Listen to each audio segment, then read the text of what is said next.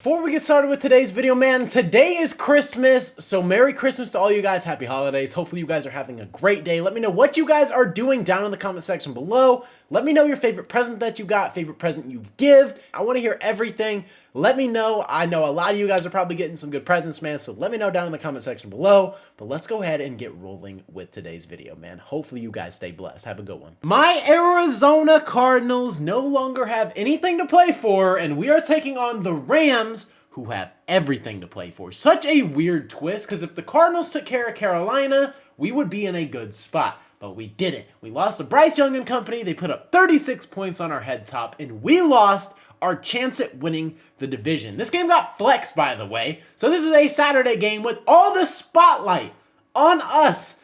Literally, all of the spotlight is directed on this game. The Rams can win the NFC West. Like, legitimately, they got a shot to take care of business. As it stands right now, as you guys see in the bottom right, I put the NFC West standings. The Rams are at the top with 9 wins, 6 losses. Seahawks right below with 8 and 7. Cardinals 7 and 8 no longer have a chance, even if we win out, because the Rams and the Seahawks both play each other.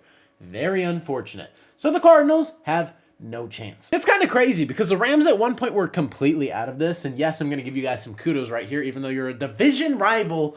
This is absolutely insane. A record of 9 and 6, and they are currently the 3 seed.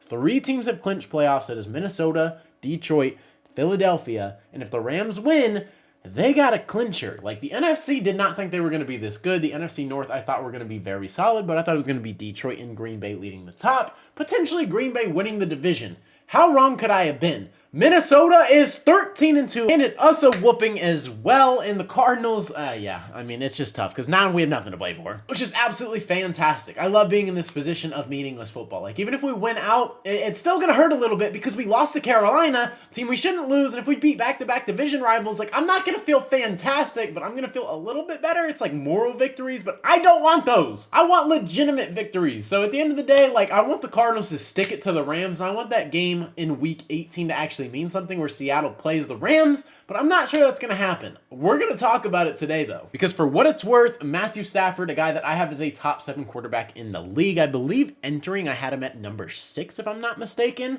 having a heck of a season, 3,573 yards, which is 8th in the league, 12th in touchdowns with 28 interceptions with a 65.7 QBR. He's having a very solid season.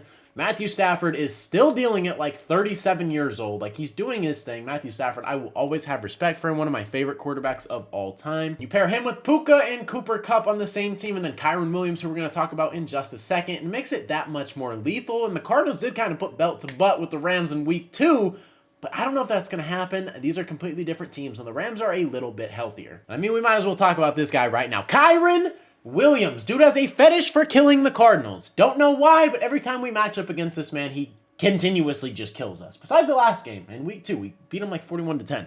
Didn't really do much there. But in his last 3, as you guys see, he is getting carries for days. Almost 30 and back-to-back. 29, 29, and then 23. 122 yards, 108 yards, 87 yards. Not a great average. 5.3 is really good. 3.7 not. 3.0 not. But he is getting in the end zone a lot. As you guys see, he is having a phenomenal season. 4.1 on the ground, an average with 1,243 yards and 13 touchdowns. Has 2 receiving touchdowns as well. He is absolutely killing it. And if there's ever a game for him to go off, it is probably this one, where the Arizona Cardinals gave up 36 points. I'm going to emphasize that one more time, to the Carolina Panthers. There is no hope for this team. This team has nothing to play for. And it's not like one of those things where the Panthers have been eliminated. They have nothing to play for at all. This is a game where we were absolutely demoralized in Carolina, and this team showed no fight. Like, legitimately, we got our hearts ripped out of our chest, and now we get to go play a division rival who is trying to clinch the NFC West. So they're going to be playing their best football, and we're coming off a demoralizing victory. Maybe we play better. Don't know. But that's not fantastic. I don't want to see how this defense bends. And you can't talk about the Rams without talking about Puka Nacua and Cooper Kupp. These guys have been balling in 10 games.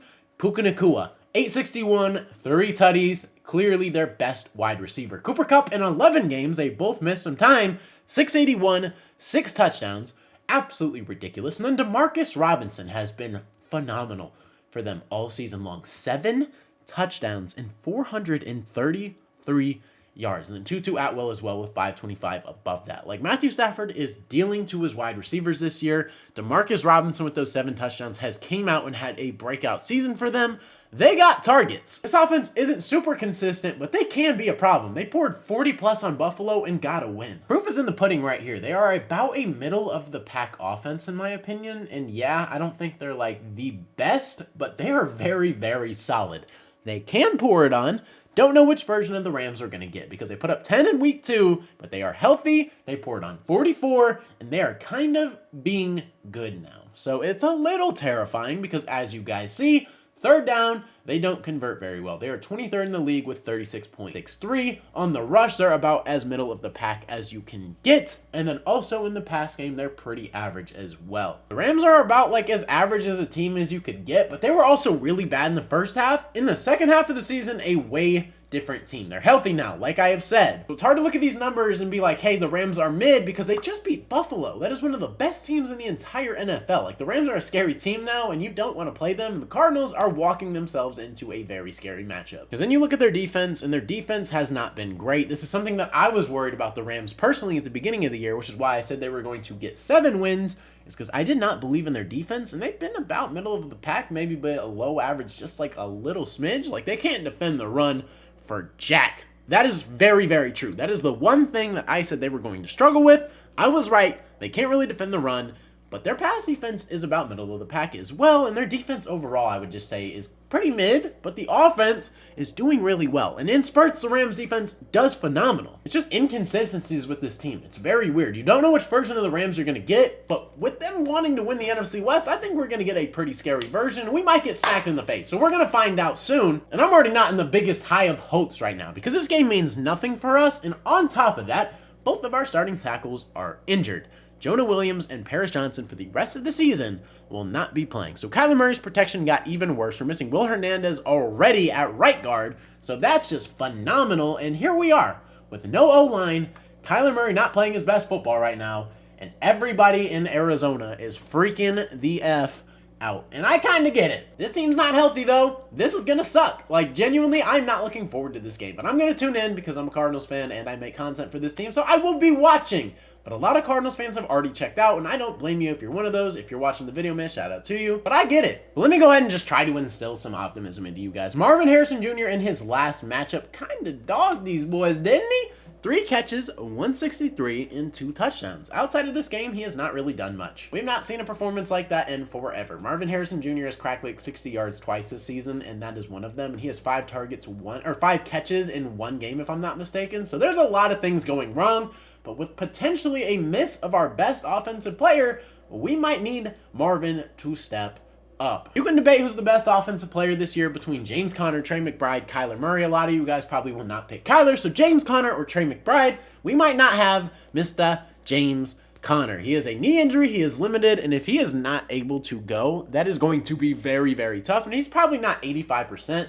I don't think they're going to put him on that field because there is no need. Don't even risk that. There is no point. Don't let him get hurt even further. We're playing for nothing right now. If he is not close to like 85+%, don't even risk putting him on that field. Same thing we're doing with Paris. Same thing we're doing with Jonah. Let him rest. Let him get the time off. And if he's good for week 18, then you can let him play. A lot of fantasy owners are not going to like that, but that's just the ultimate reality. Do not hurt the guy you just extended and who will be a workhorse in 2025. That is not smart. That is just pure stupidity. You're playing for ego. And yes, I know every NFL player is going to want to win every single game. That is completely understandable. But taking a look at Kyler's stats against the Rams, this is also the first half of the season. Kyler in the second half has not been fantastic. But in the first half, in week 2, Kyler was 17 of 21, playing with the utmost confidence, 81% completion percent with 266 yards, 3 tutties, 0 interceptions, and a perfect passer rating at 158.3. So hopefully we can see something a little similar to this because we kind of need it. I have no trust in our defense whatsoever, and if Kyler's not playing elite football, we're going to be in trouble in this game, and that's just how it is. Like, the Rams are playing for a lot right now. We're playing for absolutely nothing. Kyler has to be on his A game. Let's see if he can shut the haters up. 8 to 9 wins is what we need for the rest of the season. If we finish with that, I am very happy. 7 will be a little disappointing, I'm not going to lie. Let's close the season out strong. If we don't beat the Rams, I'm sure we'll beat the 49ers. If we don't beat either of those teams, then we'll be in a little bit of a worry. But let's not even worry about that, man. Let's go ahead and talk about who I think is going to be this game's MVP, because we need our passing game to be fully unlocked. Potentially without James Conner, that's going to be tough, man. Kyler Murray has to be on point. Obviously, the defense is going to have to step up. We have to stop committing so many penalties, but Kyler has to play elite football. Like, legitimately, he has to almost play perfect, which isn't fair, but he needs to throw for, in my eyes, 225 plus passing yards. I think he's going to do it, and I think he's going to get 2+ touchdowns on the day, and he is going to be our Christmas MVP. Let me know how you guys are feeling about this down in the comment section below. This is my prediction. I think we need to fully unlock the pass game, man. Trey McBride and Marvin Harrison Jr. have to have good games, or we're going to be in trouble. And when it comes to the Rams, the Cardinals have to find a way to shut down the run. If we can't do that, we are going to be in trouble, because Matthew Stafford with a dominant run game, that play action pass is going to fry us. So hopefully we're able to stop Kyren Williams. If not, man, we're going to be in trouble. But with that being said, that is going to wrap up today's video. I'm going to give you guys my prediction right now. Actually, I have the Cardinals winning. Let's be delusional, baby. 28 to 20. No, we're going to go 24 Arizona to 23. To the Rams. It's going to be a 1-point game, walk-off field goal. This team is going to feel uplifted, and if I'm going to give you guys a real score, I'm going to say the Rams are going to win this one like 31 to 24. 31 to 24 is going to be my final score. You know what? 31 to 21. We're going to lose by 10. That's going to be my actual prediction, and then here's my delusional prediction. Like, I'm going to have both of them up here. You know, I want to be a little realistic, and then at the same time, have a little bit of delusion. If I gave you guys my honest pick, it would be this, but you know what? We're rocking with this today. This is what I'm doing. In my prediction video, I picked the Cardinals. We're doing this. This is my realistic one, but this is what we're rocking with. Let me know how you guys are feeling about it down in the comment section below. With that being said, that is going to wrap up today's video, man. If you guys did enjoy, consider hitting that subscribe button. I post Arizona Cardinals and NFL-related content, so if you're a fan of either of those, this is the perfect channel for you. But like I said, man, that is all I got for today's video. Hopefully you guys did enjoy. It's been your boy Mythic. Peace out. And also, Merry Christmas, man. Happy holidays. Love y'all. I don't want a lot.